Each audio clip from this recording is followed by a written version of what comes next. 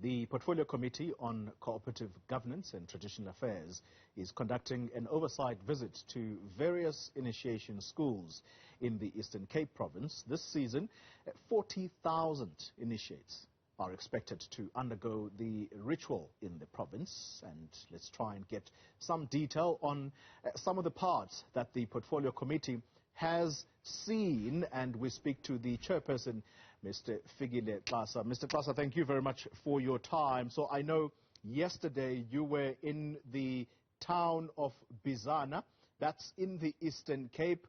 What is your assessment about what you saw there? Good morning, Tolly, and your viewers. The Portfolio Committee actually was in Alfredenzo, which is composed of Bizana, Mount Frere, Mount Elif, and Dabankulu. So we got a picture of what is happening in the whole district area, insofar as the initiation is concerned. Yeah. But we're also getting a full picture about the province. We were being briefed by the Provincial Initiation Coordinating Committee of the province. So that then when we zoom into local specifics, we have this full picture.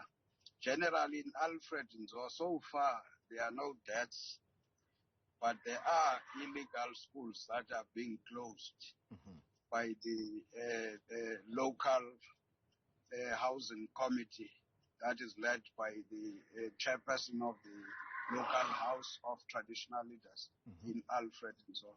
So far no deaths here. Okay.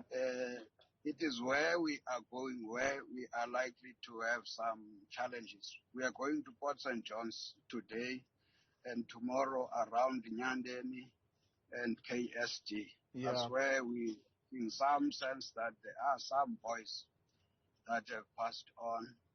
But I think we want to confirm that when we are there. All right. And you're going to talk to us in a moment about what you think the problems are in the area that you plan to visit, Port St. John's. But let's start with what you have said. You said there were some illegal schools in the Alfredenzo region, and you've counted a number of towns, including Mount Frere. I would know that area very well since I come from there. Talk to us about, upon shutting down these illegal initiation schools, do you take those that are running them into police holding cells? Because it's illegal what they are doing, and they are putting children in danger. Yes, we did have that sense from the police. They are part of the team that is visiting the initiation schools. There are, I think they counted one school that was closed and somebody arrested. There's a follow-up on that in the area itself, because it's composed of different traditional groupings, if you like. In Mount Frere, where I counted Mount Elif, you will normally have no deaths. In Matatian, they are not taking anybody during winter to initiation schools because of the weather. Yeah. So generally the focus would be on Bizana. So there was one, and one school closed. When we close a school, they take those to the legal schools to be looked after, to be cared for. And those responsible get arrested. Yeah. But the general complaint is that parents do not cooperate with the police who are conducting the investigations. And in the process, cases get thrown out by the courts because there's no evidence. There are no people who are keen to be witnesses. Yeah. Specific parents. Well, that talks to, I'm sorry to cut in there, but that talks to public education, telling parents why it is important that they monitor the cases so that they know when the next appearance in court is going to be, because these people, the longer they remain outside of jail, the more that they are going to be doing this kind of thing every initiation season. Let's talk about Port St. John's. That's the KSD area, King Sabata Dalindyebo, where you are going to be. What do you think the problems are there? You already are saying that you're receiving reports of a number of deaths. Yes, there were specifics indicated, but like I'm saying, we want to confirm it when we are there. That generally what was mentioned was septicemia, meaning which the nursing of the wound it's something that needs attention. But also there were a number of illegal schools. I'm sure in Port St. John's, Libot and KSD, our focus would be now directly to visit the initiation schools to assess the implementation of the plans that were presented to us by the Provincial Initiation Coordinating Committee. You know, I've got to tell you this, Mr. Xasa. A number of years, we have been critical of government. We've been critical of members of the legislature, which is where you belong, for not taking proactive steps. And I should think that this time around, it looks as though you are taking proactive steps, and we can only applaud you for doing what you are supposed to do.